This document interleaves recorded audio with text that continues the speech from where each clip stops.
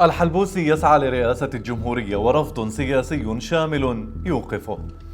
ظهر محمد الحلبوسي في عدة لقاءات مؤكدا عزمه على الترشح لرئاسة الجمهورية.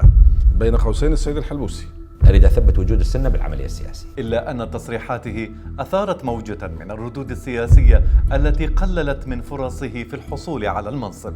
سأتقدم للمنصب السني سواء كان رئاسة الجمهورية. وجاءت هذه الردود لتقيد فرص الحلبوسي، حيث أكد السوداني أنه لا يوجد مبرر قانوني لتسليم المنصب للسنة. عندما يكون العرف السياسي يساهم في ضمان مصالح كل العراقيين فلا نرى سبب لتغييره.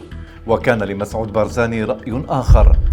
يمكن اكو شخص سني ضارب ضالغه على مثل ما يقولون بالعراق على رئاسة الجمهورية، خلينا نشوف. الإطار التنسيقي رده كان واضحا، ولكن ماذا وصف غالب الشابندر مطالبات الحلبوسي؟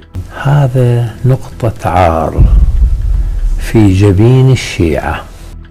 كما أشار مثنى سامرائي إلى أن استحقاق المكون السني رئاسة البرلمان. هل تطالبون بمنصب رئيس جمهورية العراق؟